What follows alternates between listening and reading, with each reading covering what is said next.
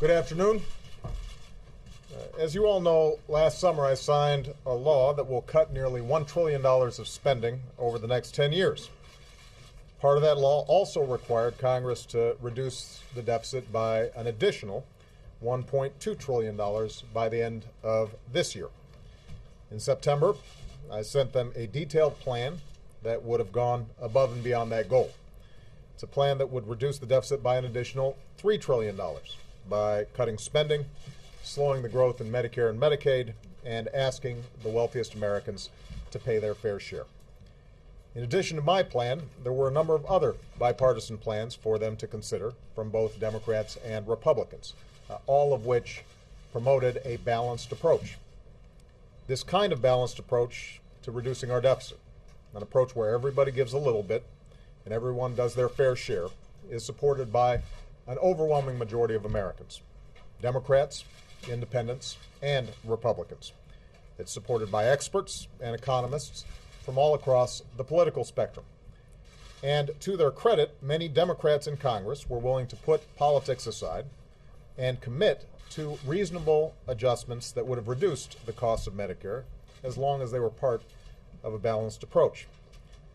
But despite the broad agreement that exists for such an approach, there are still too many Republicans in Congress who have refused to listen to the voices of reason and compromise that are coming from outside of Washington. They continue to insist on protecting $100 billion worth of tax cuts for the wealthiest 2% of Americans at any cost, even if it means reducing the deficit with deep cuts to things like education and medical research, even if it means deep cuts in Medicare. So, at this point at least, they simply will not budge from that negotiating position. And so far, that refusal continues to be the main stumbling block that has prevented Congress from reaching an agreement to further reduce our deficit. Now, we are not in the same situation that we were in August. There's no imminent threat to us defaulting on the debt that we owe. There are already $1 trillion worth of spending cuts that are locked in. And part of the law that I signed this summer stated that if Congress could not reach an agreement on the deficit, there would be another $1.2 trillion of automatic cuts in 2013, divided equally between domestic spending and defense spending. One way or another, we will be trimming the deficit by a total of at least $2.2 trillion over the next 10 years. That's going to happen, one way or another. We've got $1 trillion locked in, and either Congress comes up with $1.2 trillion, which so far they've failed to do, or the sequester kicks in and these automatic spending cuts will occur that bring in an additional $1.2 trillion in deficit reduction.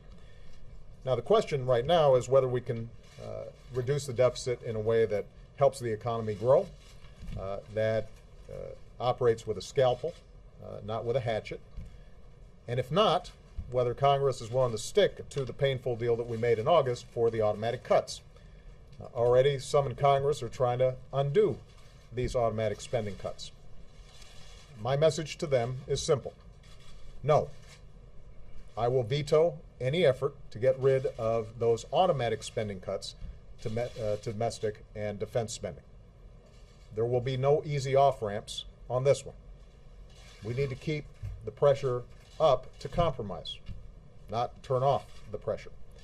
The only way these spending cuts will not take place is if Congress gets back to work and agrees on a balanced plan to reduce the deficit by at least $1.2 trillion. That's exactly what they need to do. That's the job they promised to do. And they've still got a year to figure it out. Although Congress has not come to an agreement yet, nothing prevents them from coming up with an agreement in the days ahead. They can still come together around a balanced plan. I believe Democrats are prepared to do so. My expectation is that there will be some Republicans who are still interested in preventing the automatic cuts from taking place.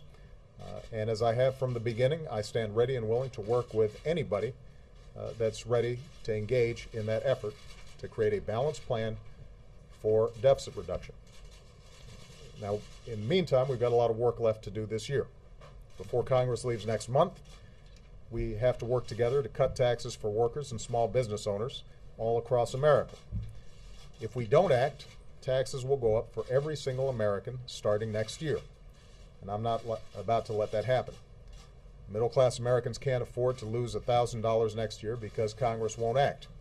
And I can only hope that members of Congress who've been fighting so hard to protect tax breaks for the wealthy will fight just as hard to protect tax breaks for small business owners and middle-class families. We still need to put construction workers back on the job, rebuilding our roads and our bridges. We still need to put our teachers back in the classroom educating our kids. So when everybody gets back from Thanksgiving, it's time to get some work done for the American people. All around the country, Americans are working hard to live within their means and meet their responsibilities. And I know they expect Washington to do the same.